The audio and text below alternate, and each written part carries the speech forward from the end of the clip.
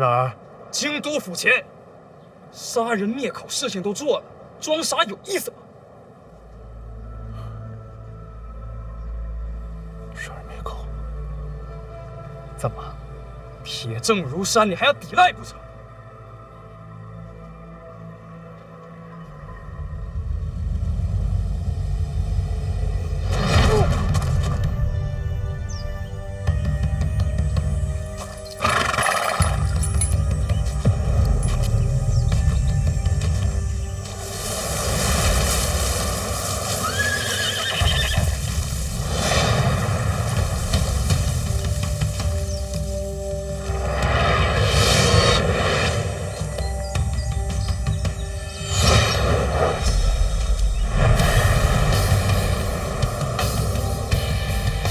没想到北齐圣女要保护一个庆国人。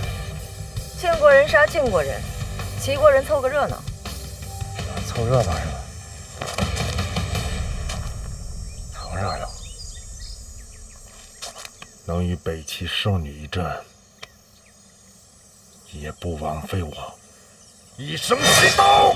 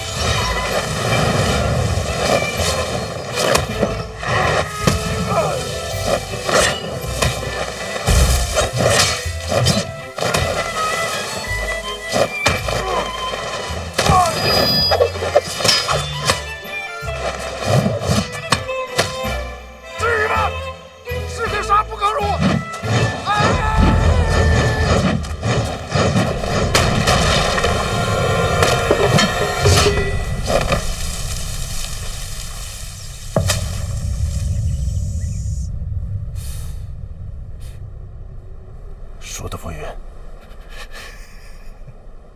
这就是一次正常的合作。我跟那个海康图图绝对没有任何其他的关系。我还都没说话呢。我知道您在想什么，我必须负责任的说，您想错了。继续解释。对天发誓，行不行？我是婉儿什么人？是他爹。那你说我信不信？您总应该相信我的人品。哎，您把林家和婉儿托付给我，不就是看上我人品纯良吗？这是京都，人品纯良，我敢托付吗？那我这一身清白，我就说不清楚了。你这种不要脸的劲儿，正是我们林家未来数十年的希望。您这句话是夸我呢，还是骂我呢？夸你呀！范无咎这一手用到此处，绝妙不过。此事诬陷真凶，所有图谋到如今全数逆转。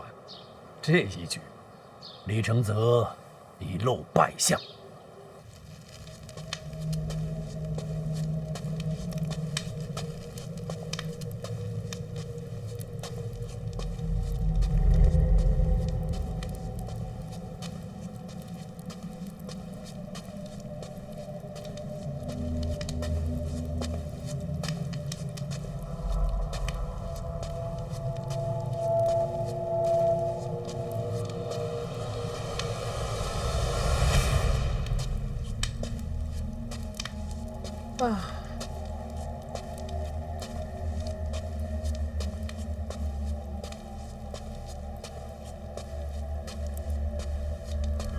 来了。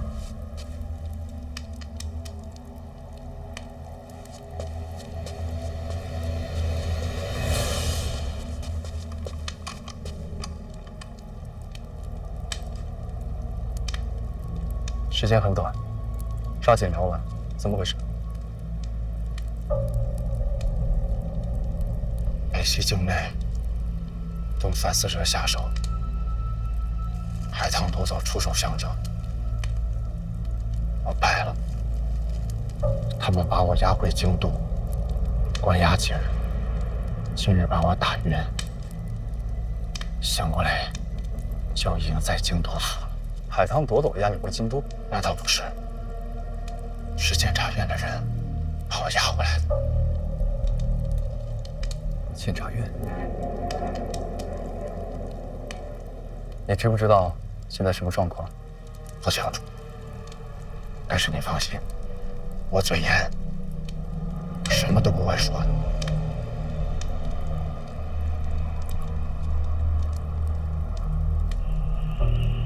殿下准备的杀手，原本是为了加厚犯刑，可如今你的出现，反而让殿下陷入了僵局。要杀我？我现在还不能死。那接下来怎么办？第一，追杀犯死者的事不能提。懂。第二，京都府前行刺，找一个合适的理由，绝不可牵连殿下。我现在这个身份，说的话他们不会相信的。信不信不重要，起码明面上要过得去。行，行，行。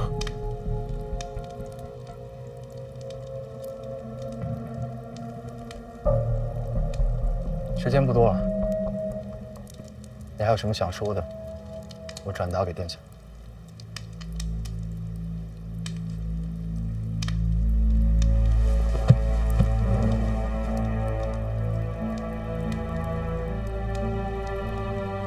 郎心，我是不是没有机会参加传媒了？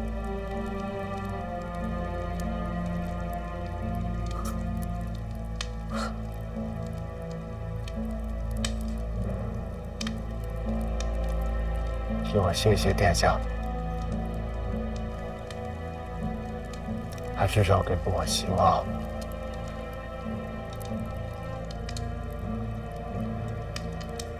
跟他说谢谢。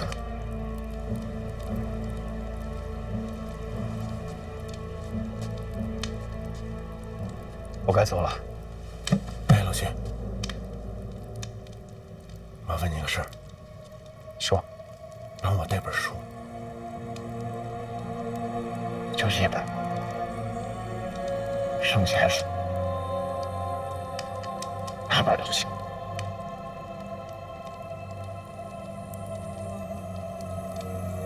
谢谢。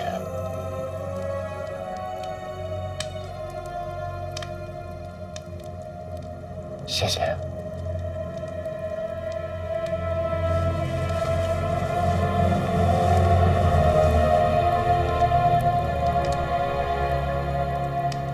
殿下猜到你想的什么？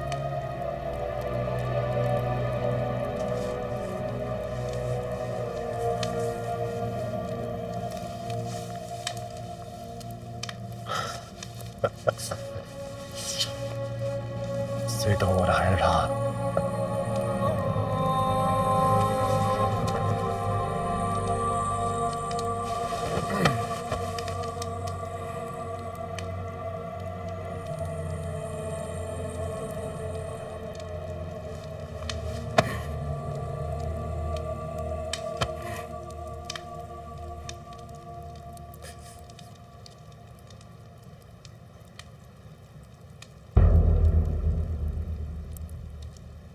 跟殿下说谢谢。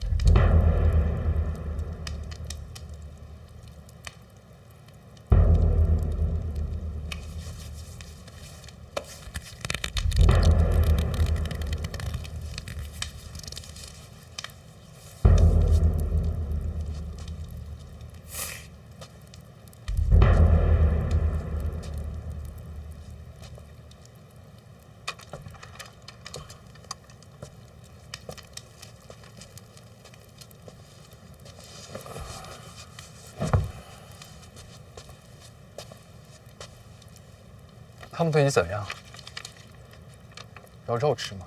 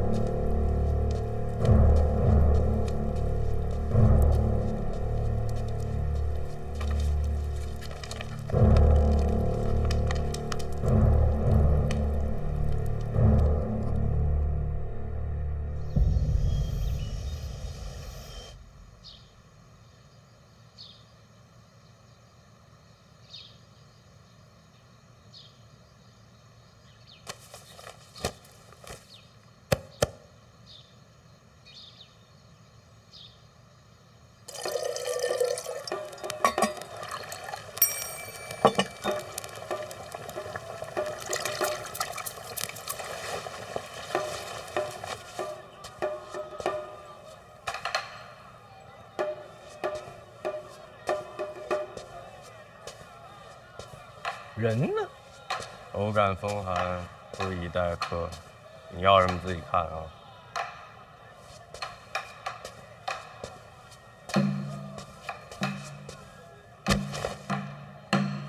罗宝坤，范思哲。哎呀，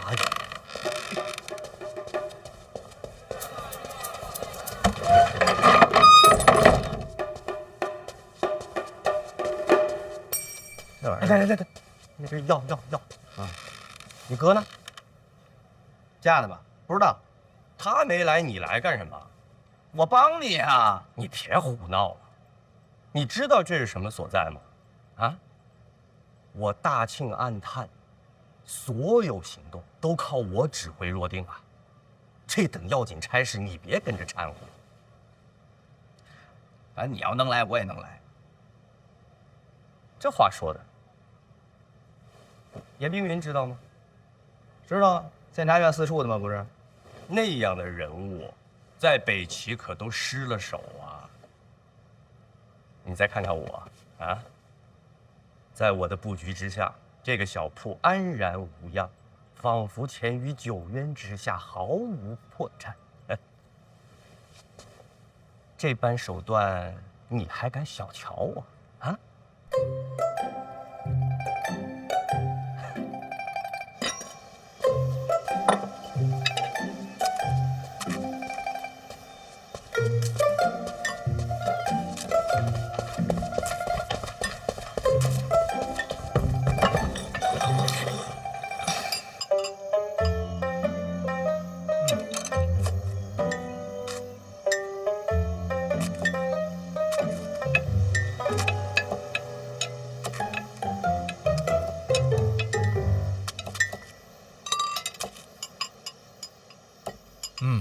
还是小师妹会吃，酸辣加水果真不错。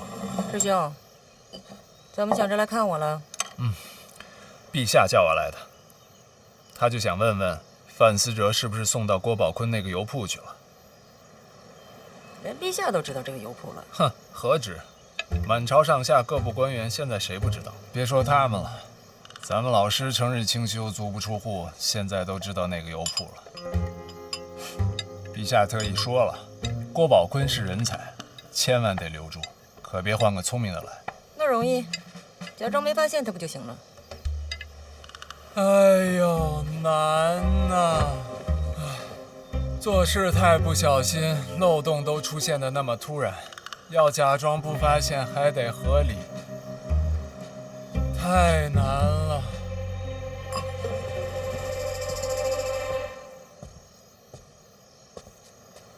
没事儿，咱们齐国上下用心帮衬点儿，务必保住这个郭宝坤。这北齐锦衣卫，在我看来，就如同草鸡瓦狗一般。上京城谍网如今在我的掌管之下，万无一失。哎，我这么跟你说吧，现在禁军巡城都不打我这儿过了，可见我藏得多好。听着倒是挺厉害啊，总感觉哪儿不对。哪儿不对？你说，你尽管说。哪儿都对，哪儿都对。既然呢，你哥让你跟着我啊，那我就给他个面子，你好好学学，也多看看。这样，下回踏青你跟着我们一道去。什么？踏青？跟谁？暗探啊。暗探平时还能踏青呢？怎么了？大家身处险境，背井离乡，难免心生忧惧。那我就想着，没事我们可以聚一聚啊，踏踏青，吃吃饭，哪怕一块看看书也好呀。这样吧，我是说，万一呀，就是你跟这些暗探们正欢聚一堂的时候，北齐给你们一网打尽了怎么办？无人察觉异常。由此可见啊，我郭某天生就是暗探之才，你哥算是挖到宝了。好，可惜了的呀，你也要回去了。回哪儿去？回京都啊。我哥让我来找你，就让你回去。为什么？我也不知道啊，反正说是之前跟你有什么约定，答应你了要救你爹一命。真的？啊，说时机到了。他说让我做什么了？我不知道，你自己问他去呗。那这儿怎么办？交给你来接管了。我交给我怎么了？不就天天带他们游山玩水的聚会吗？但是啊，这次我得先送你回去。行，干嘛？哎呦，这都什么呀？这是，咱不着急吧？现在收拾东西，马上就走。咱不再谋划谋划了？有什么好谋划的？路上那么长时间呢，可以慢慢想啊。出其不意才能杀敌于不备啊！只要动作够快，敌人根本反应不过来。郭宝坤跟范思哲离开了油铺，朝城外走，还背了行囊。是一出门就被发现了，大伙都守着呢。这是要回庆国啊？看着像。怎么办？放不放？我哪知道？哎呦！要不你去问问陛下，他不是要留着郭宝坤吗？陛下说了，范思哲和郭宝坤的事儿，你做主。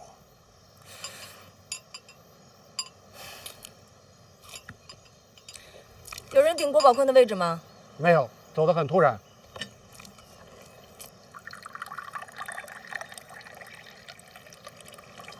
要我看还是放了得了，留着也没意义。这留个好印象，万一下次来的还是他呢？哎，我不管，我就是个传话的，你定。你们珍惜一下剩女好不好啊？别什么事儿都让我干。你们个个多悠闲，我是剩女啊。贤？哦，对了，陛下让你有空给范闲写封信。我给他写信干嘛呀？问他一下，回南清这么久了，这红楼一卷也不更新，属实有点过分。天天就知道看书。放人。是。我跟着去看一眼。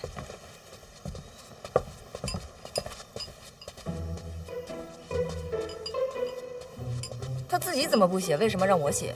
范闲啊。范闲怎么了？你不是跟他说得着吗？我跟他说得着个腿儿啊！哎，小师妹，你已然是剩女了，言辞注意优雅点儿。我跟他没关系。我跟他有关系。你们，我烦死了！小师妹，记得写信，信里催更。听他来！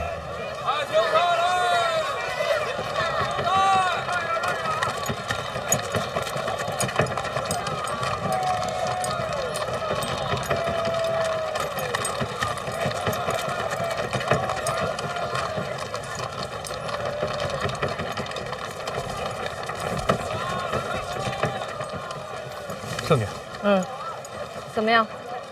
一路上鬼鬼祟祟的，好像人觉得发来有问题，不过被我们按下了。车哪儿来的？和马航租的，租到哪儿？租到边境。就直接说去边境，半路换个车都没想过。可不是嘛，车马航老板当即就派人报了官，不过被我们压下来。敢问圣女，是让他们安全回到南庆吗？没错。那我们得跟随一路啊。辛苦你们了。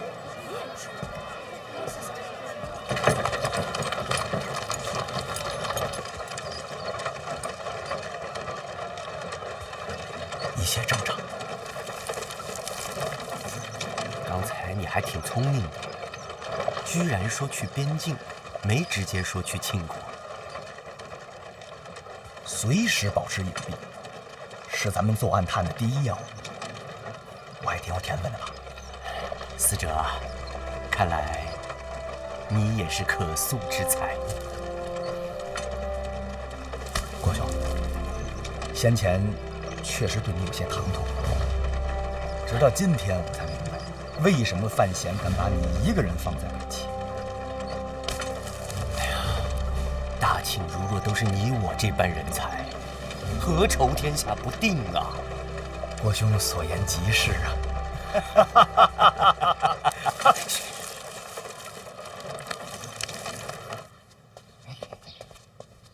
大人，两个消息啊，一个呢是这范无咎，在刑部都已经招供了。怎么说的？我在殿下府上做事，圆梦与靖王世子相识，世子又与我们家殿下常常走动，我便认识圆梦。圆梦转投抱月楼，我看这是个好买卖，就偷偷瞒着殿下，帮着抱月楼办了几个卖身契。可惜此事被人知晓，我就故人行凶，之后就有了杀人灭口。我太贪了，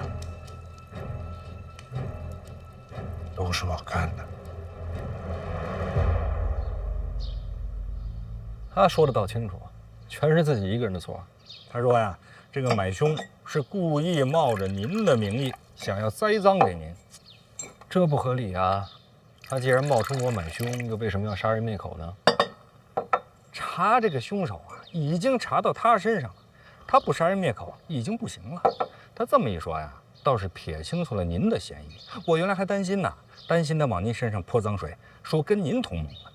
二皇子现在跟我这局面，他会下刀客跟我同谋，说出去都没人信。他现在啊，已经顾不上我了，只能尽量撇清跟二皇子的关系。那他们能撇清吗？怎么可能呢？京都的人有那么好骗吗？可是刑部说供词没什么问题，睁一只眼闭一只眼，大家心知肚明罢了。哎，你刚刚不是说俩消息吗？还一个呢？啊，有人又来探望您的病情了，病重不见客，是督察院的赖明成。就上回参我那个，没错，就是他。他来看望我的病情，这是哪一出啊？我家大人呐，那是重病缠身呐。但是听说赖大人到了，他强撑着也要跟您见上一面。你们家有多大？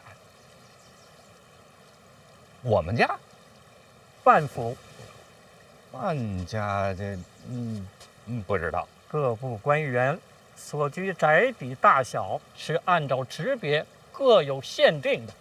啊，如果范府于志，我一定要猜上一本的。那要不您给量量？今天没有准备，有尺子吗？您等会儿，我给您借一把。不起来了啊！哎，小范大人，我问过太医，说你是重伤，买了些红枣，给你补补气血。多谢多谢。我们这些督察院的靠的就是一点俸禄啊，不比那些官员。你可能也听说了，在京都府里，只有我们这些御史是最穷的。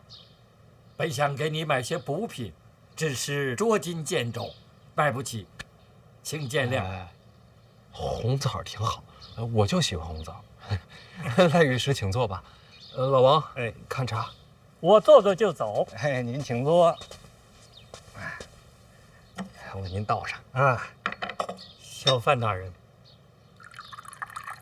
令人中毒，你又重伤，是不是二殿下所为？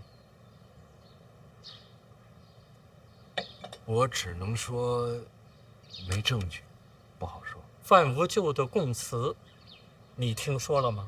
听说了。他一个门客，竟敢瞒着二殿下参与抱月楼杀人一案，一听就是胡扯。所以呢？所以我要参二殿下。你要参皇子？我等身为御史言官，理当秉公执谏。那我敢问一句，您这话干嘛跟我说呀？贪腐一案侦办至今，从名册上往下查，京城的官员受牵连的都与二殿下有密切的来往。如果继续查下去，发现潜藏极深，光靠我们督察院实在是太难了。所以你的意思是查不下去了？除非是监察院能够给我们提供相关的案卷。找我帮忙？不是找你，是找监察院合作查探。那你应该去监察院呀，来我家做什么？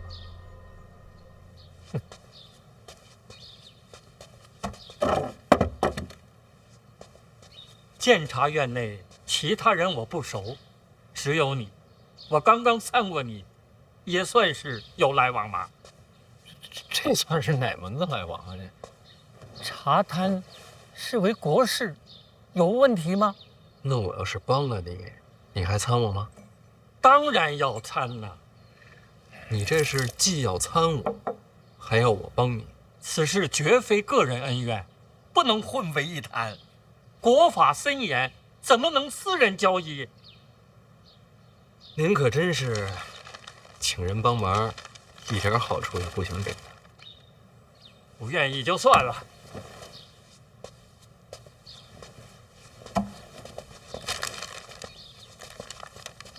可以。怎么？可以合作。老王，带赖御史去趟监察院，一处有哪些案卷相关的，他想看都可以看。好嘞。小范大人，你跟我想象的有点不太一样。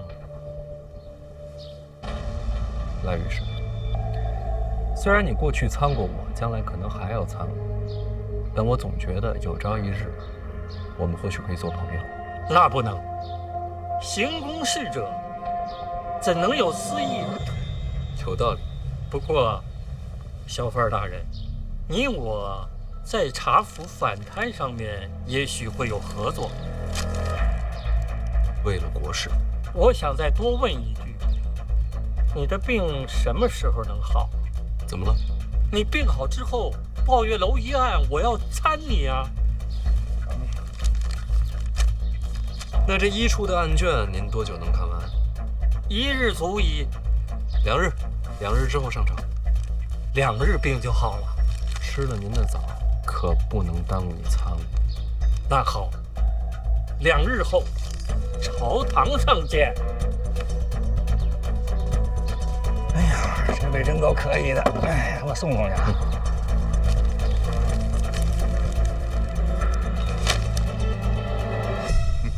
你也难得啊，才被督察院参了不久，啊，又一波来了，还把我一块带上。哼，没听说这么做官的。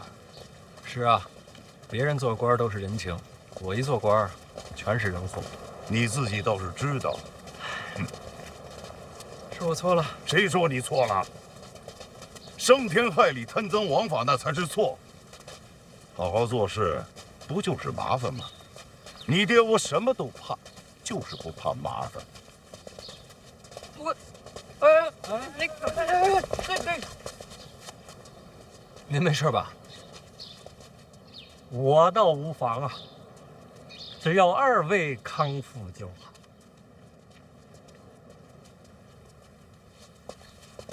他怎么还跟你打招呼？怎么了？哼！赖明成做御史以来，快成疯狗了，只见咬人，从没笑脸。我都没见过他跟人点过头。赖御史这样的官，我还是欣赏的。天阴了，瞧着要下雨。走吧，陛下等着呢。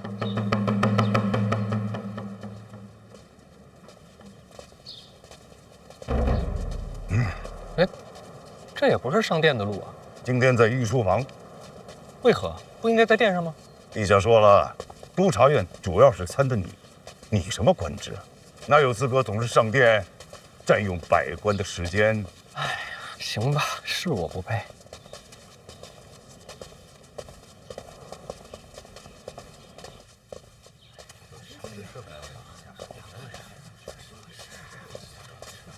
哎，我坐哪儿啊？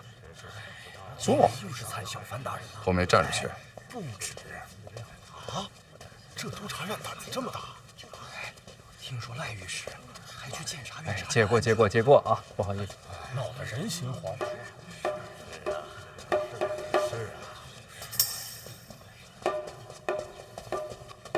现在那个，范大人怎么在这儿猫着呢？我看看这儿有什么书。这地方好啊，谁也瞧不见呢。哎，问你个事儿呗，今儿怎么来这么多人啊？陛下说呀，今儿来不来不强迫，看自愿。自愿啊，这可基本都来了。这年头自愿能信的。您看看，那几位都到了，我们谁敢不来啊？是吧？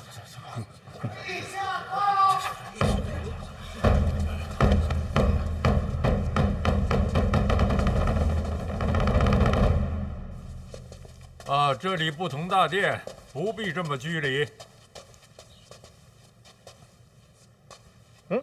都坐下，放轻松点儿。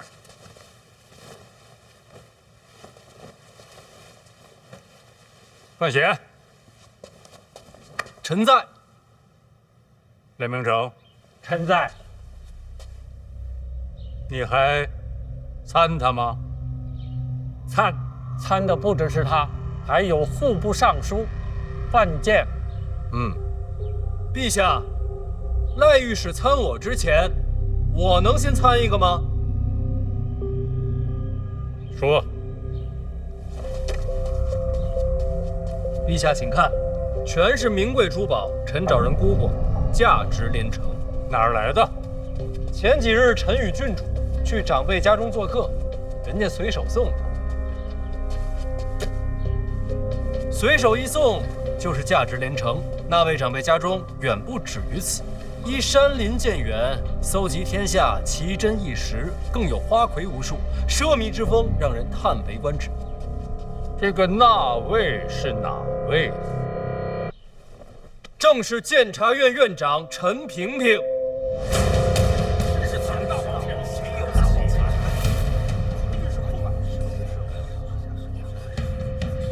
臣参陈萍萍涉嫌贪污受贿，请陛下明察。陈院长，臣在，有想说的吗？小范大人，我自己的东西送人，有错吗？有没有错，我说了不算，只是当下朝堂正值查腐惩贪、肃清吏治、以彰国法，在这个当口，什么礼也不敢收啊。陛下，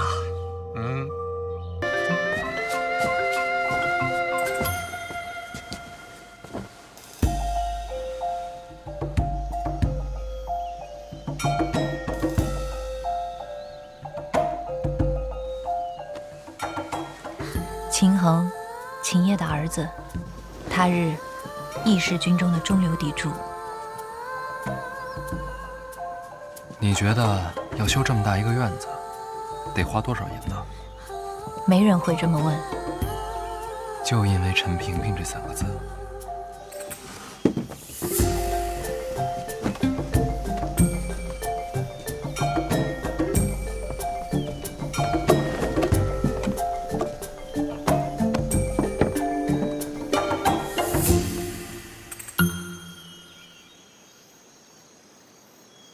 奉天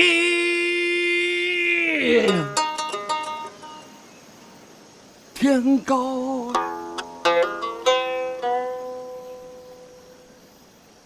元宵哎！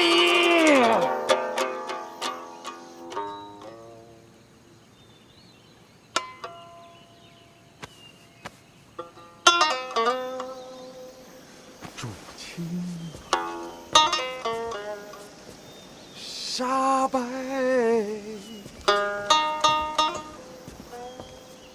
妙飞回，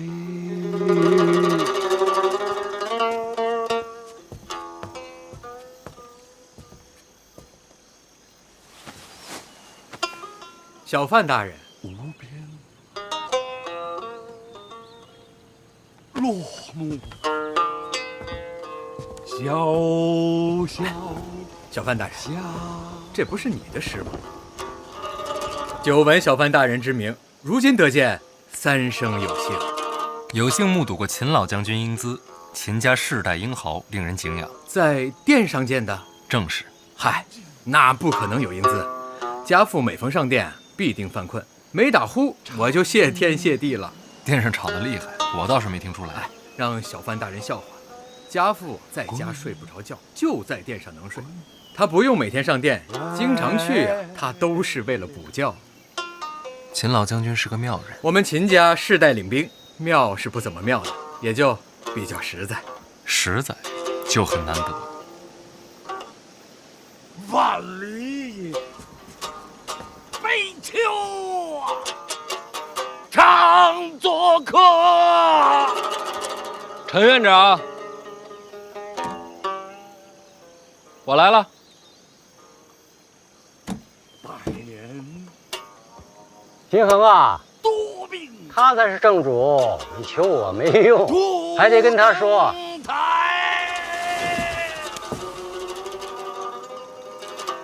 婉儿，哎，半霜。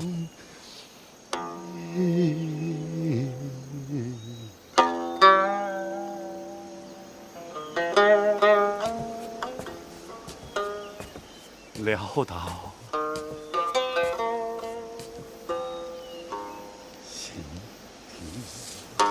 简某是来求饶的。秦将军这话是什么意思啊？自从小范大人上殿之后，督察院群情激愤，全力查探。当然了，此乃国家之幸事，秦家10000个赞成。煮酒杯，煮酒杯。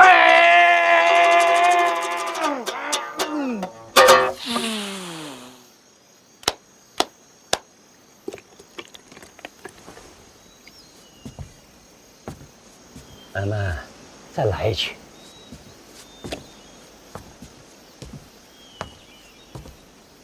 这怎么还走了？没心情了。这还得看他心情。月由心生，不必强求。儿，这是第一次来陈园吗？一直想来，只是往年身体抱恙，无法出门。第一次登门，做长辈的应该有所表示。喂啊，喂，啊。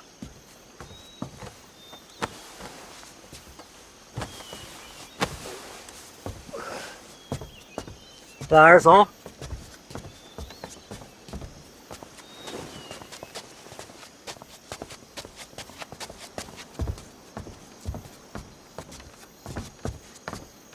你们两个慢慢谈吧。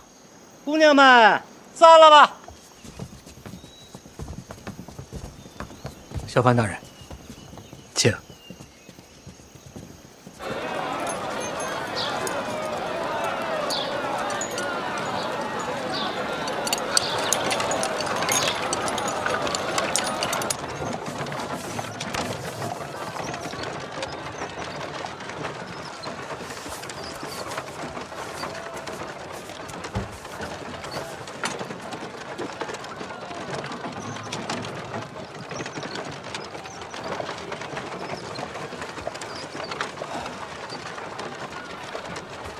到现在还没有死啊！看来不用替我收尸了。你猜到那枚毒药是假的了？猜不透，分不清。那你为什么要吃啊？什么都猜透了，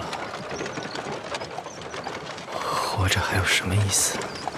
你可能会死啊！我死了是好事儿。婚姻不就解除了吗？哦，那倒也是。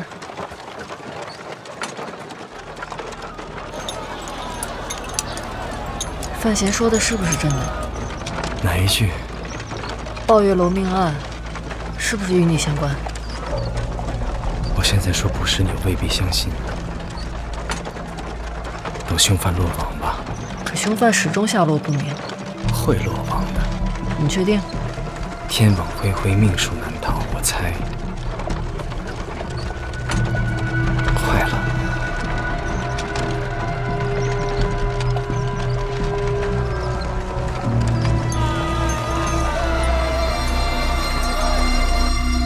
秦将军方才所说，是什么意思啊？不瞒小范大人，我们秦家脑子简单，只会打仗，其他那些弯弯绕绕都不太懂。可京都这地方水又太深，我们搞不清楚怎么办呢？只能到处求人，哪儿都打招呼。林相、太子，一个都不敢得罪。也包括二殿下。要不跟小范大人说话爽快。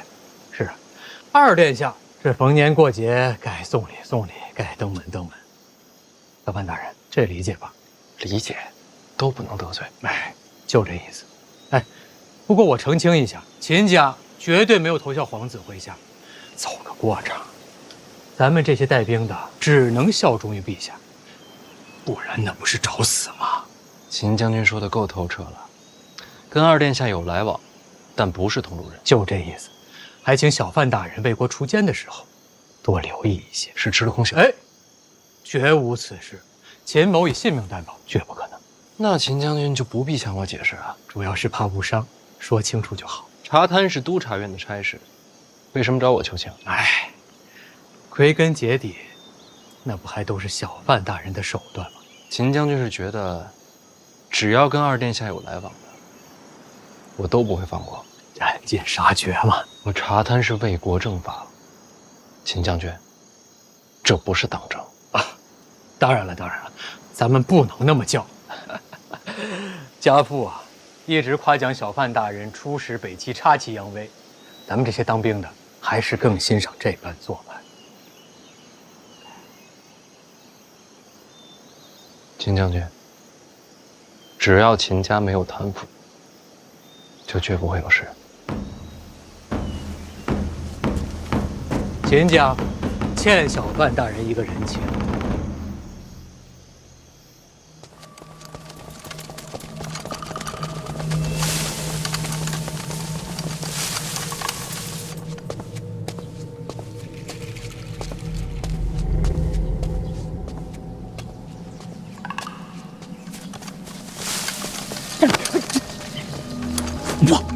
我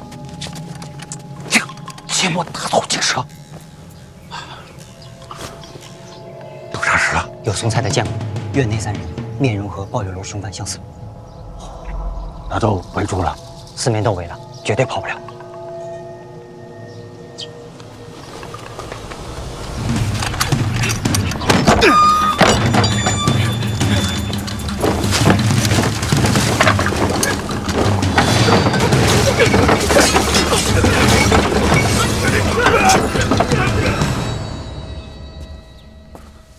老二，我来吧。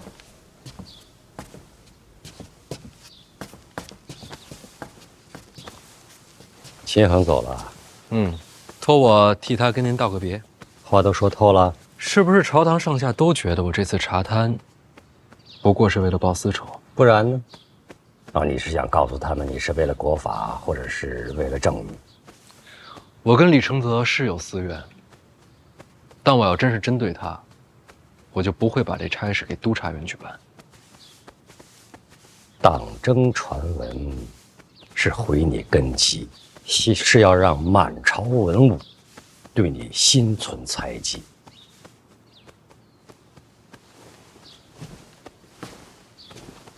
所以我怎么解释都没用了。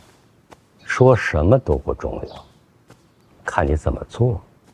那我到底要做什么，才能让他们相信我是真心查探，不是针对李承泽？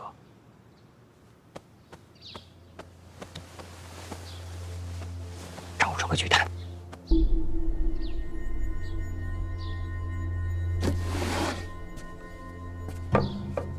陈院长送的见面礼，各种珠宝，价值不菲。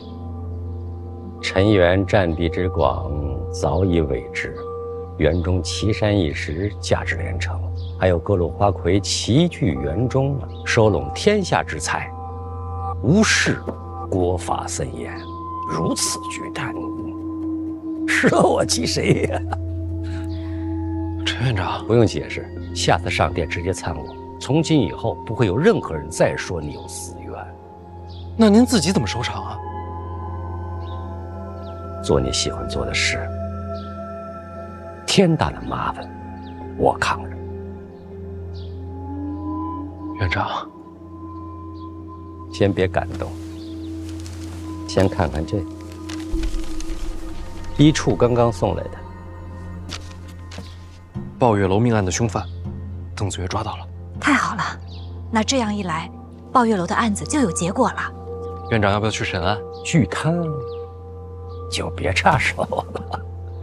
你是提司，也是一处主办，理应由你全权负责。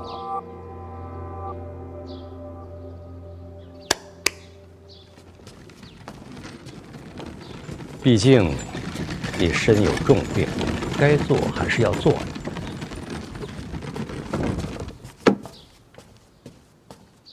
还挺精细，要不这个给你，你这把旧的给我。我这把不外接。怎么？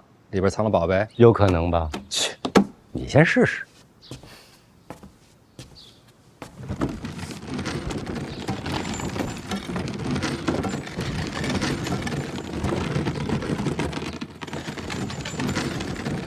这一次，别再扔出去砸人了。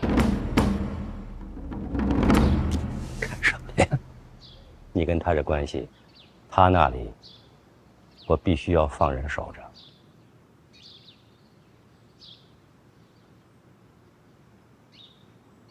谢谢。跟我说句实话，你给李承泽的是不是毒药？是。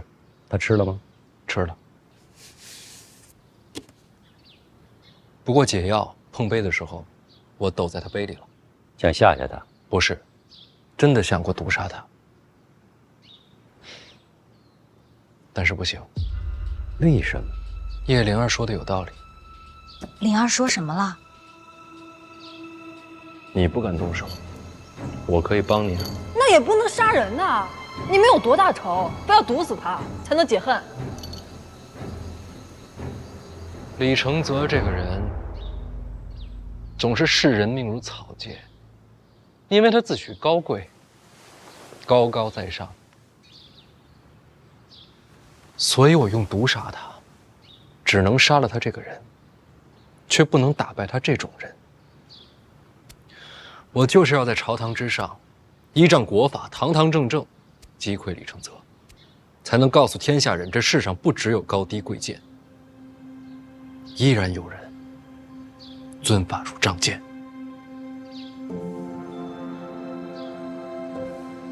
尊法如仗剑。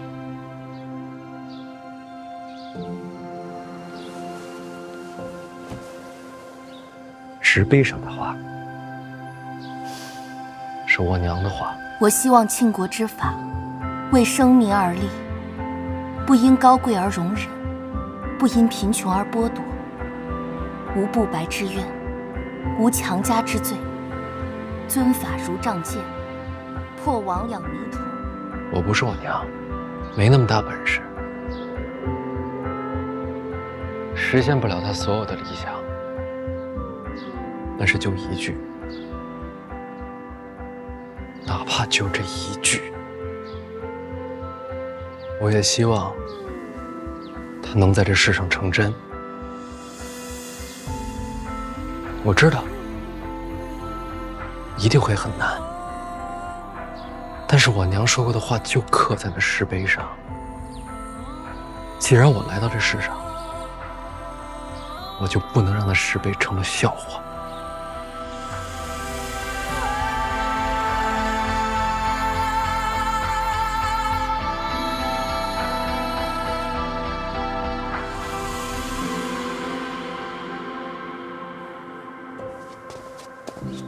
老邓，老邓，李月，李月，你怎么在这儿待着呢？大人，属下办事不力。那也不用跪啊。不，大人是腿麻了。那是怎么了？凶犯死了？没有。跑了？也没有，3名凶徒，一个没了。那怎么就办事不力了？属下着急了，您没回来之前，我带人先把他们都给审了。没审出来？是没审好。不肯招？招？倒是招了。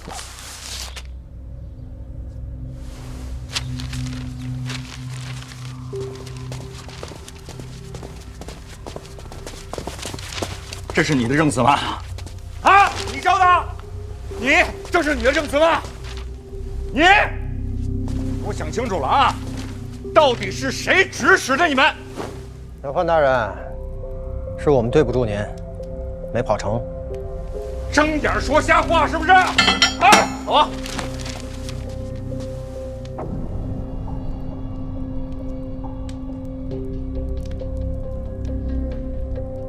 所以幕后真凶是我。我们也想瞒着，可实在是经不住严刑拷打，还望小范大人见谅。严刑拷打了？没有，根本没动手。他们自己主动全都招了。回大人，我们怕疼。好理由，有想法。大人，这是栽赃陷害，不能这么说啊！供词我也看了，条理清晰，动机明确。你别说，我自个儿看了都觉得我是凶手。范大人，我觉得还是得用刑，刚才根本就没用刑，真打他们就招了。来，刚才都没动啊，用刑没用。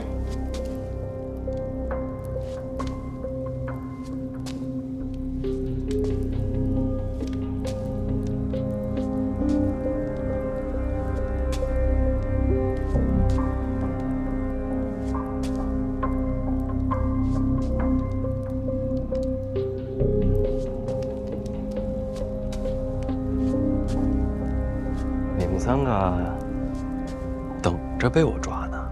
大人，话不能这么讲，我们逃了没逃掉，就没想过自己的下场。小潘大人，认了吧，国法当前，等官人醒悟，还有机会。明白吗？死士。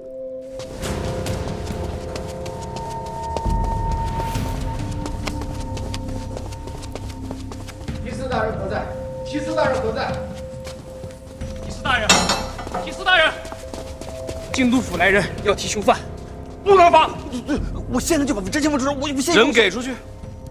大人，京都杀人本来就应该京都复审，我们一处没理由留人。可是这样的口供如果被京都府坐实了，您就百口莫辩了。要不然这样，就说抓他们的时候他们负隅顽抗，然后伤处不治。我现在就灭口。人死在一处，同样百口莫辩。那也好过被栽赃陷害吧？对呀，大人。人给他们，做人跟做官一样，要守规矩。放人。做大事不拘小节。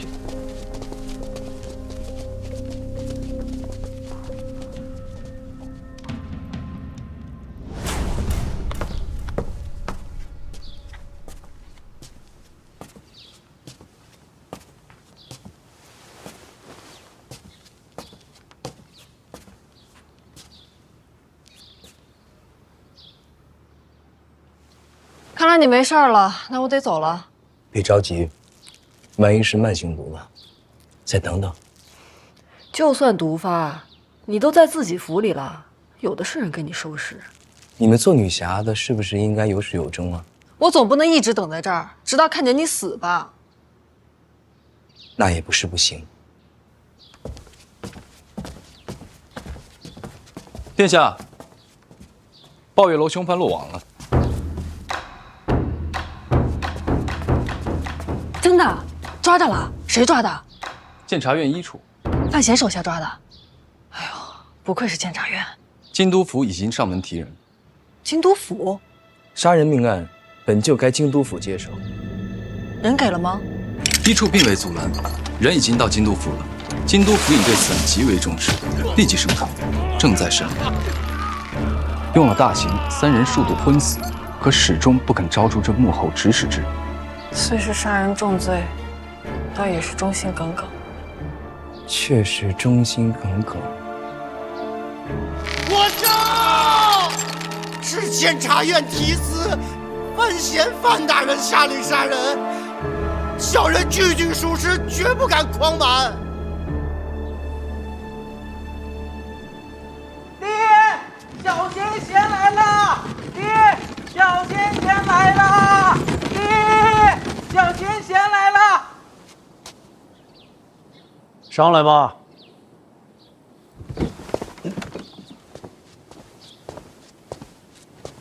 师伯，重兵，不瞒师伯，装的。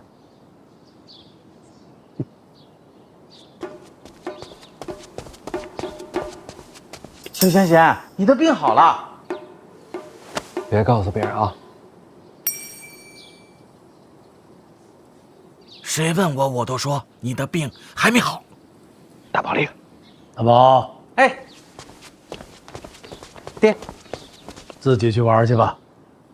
爹，那你一会儿千万不要忘了把大宝一定要带到书房里面去，千万不要让别的大家伙欺负他呀。好。小贤贤，我等你。大宝，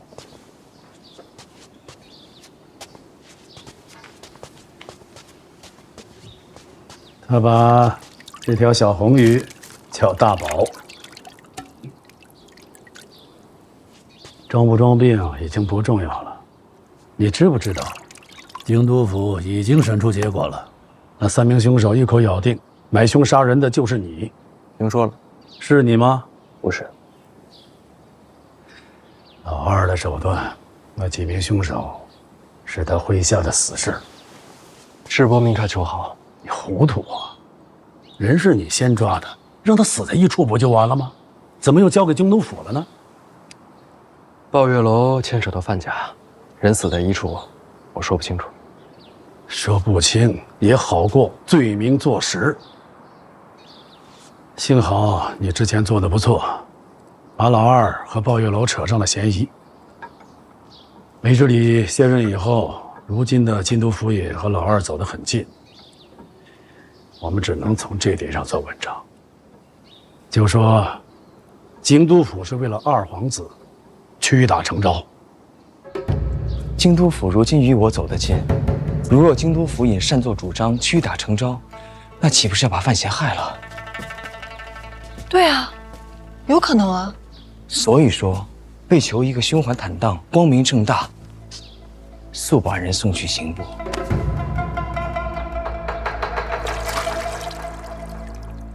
把人移送到刑部，什么时候的事儿？就来世伯这儿之前刚收到的消息。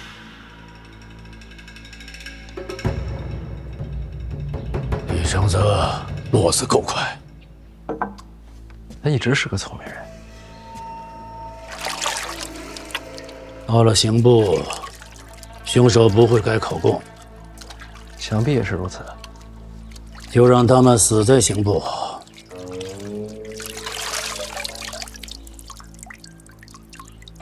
还是不行，人可以死，供词可以改，但是痕迹过重，瞒不过天下人，瞒不过陛下。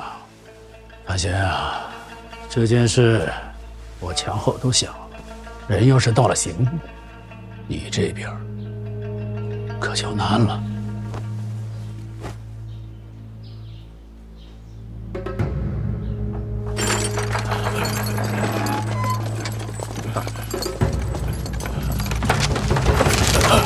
大哥，就这样。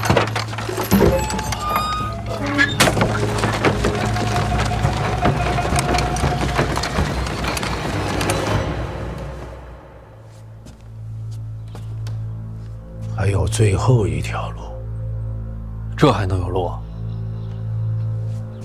抱月楼说起来，终究是范思哲的产业，他杀人更合理。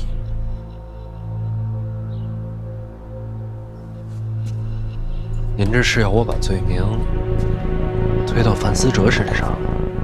想保住你，总要交出去一个。范思哲可是我弟弟，壁虎断尾，壮士几万，心狠手辣，好过折戟沉沙。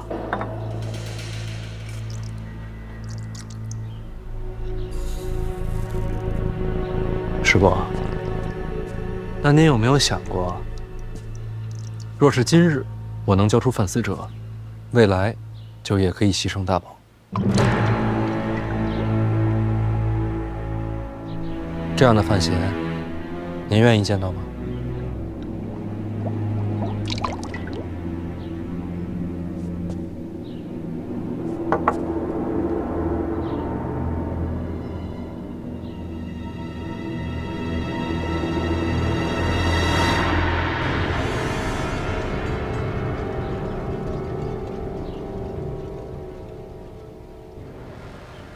那就无路可走了。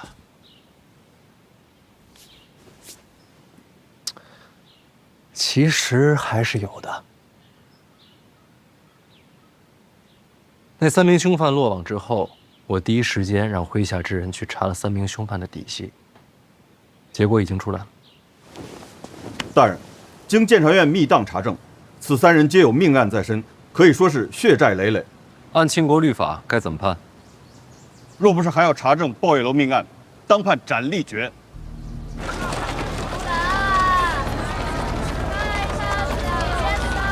那囚笼里压的是谁啊？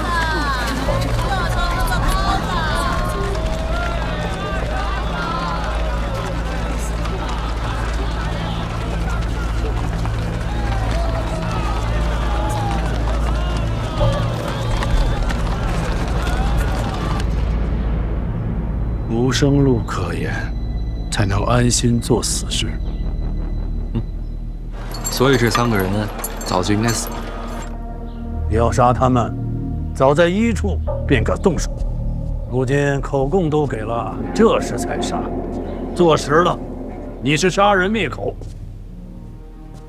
您有一点说的没错，重点就在于杀人灭口。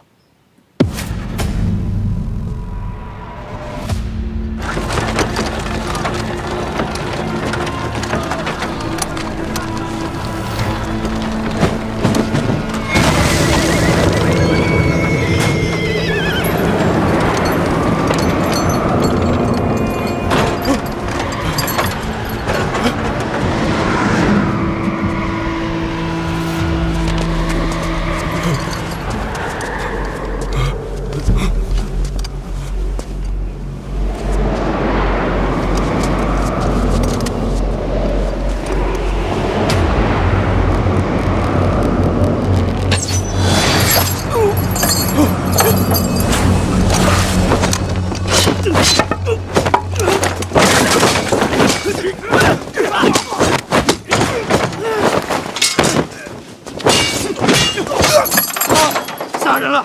放我出去！放我出去！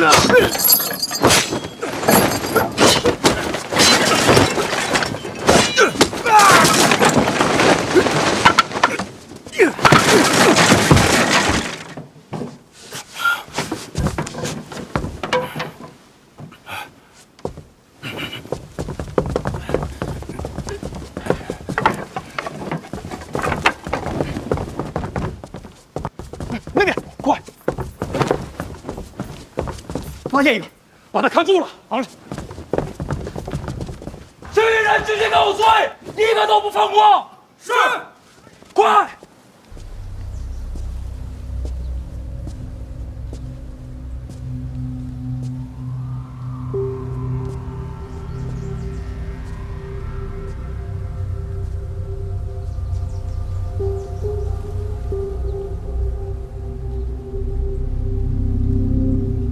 怎么了？殿下，京都府大门外有刺客出手，将3名凶犯当场击杀。这么刺激，都死了吗？都死了。谁杀的他们？那要看是他们把谁供出来了。范闲？不会吧？我刚还说他是被冤枉的。难道真是范闲？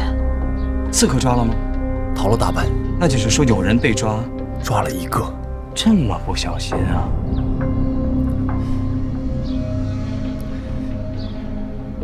殿下，什么表情？被抓的刺客已被确认身份，是范无咎。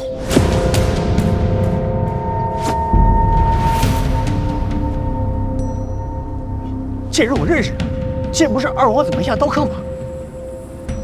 二皇子。这么看来，杀人灭口的不是范闲。范无咎是我门客，可他此刻没在京都，这事儿跟我没关。不在京都，人都被抓了。我为什么要灭口？供词里买凶的是范闲。因为早有传闻，宝月楼的背后可能是李承泽的手笔，所以京都府都站在老二这边。之前的供词都是假的，如今人要送到刑部，就可能会翻供。于是李承泽就杀人灭口，前后因果都说得通了。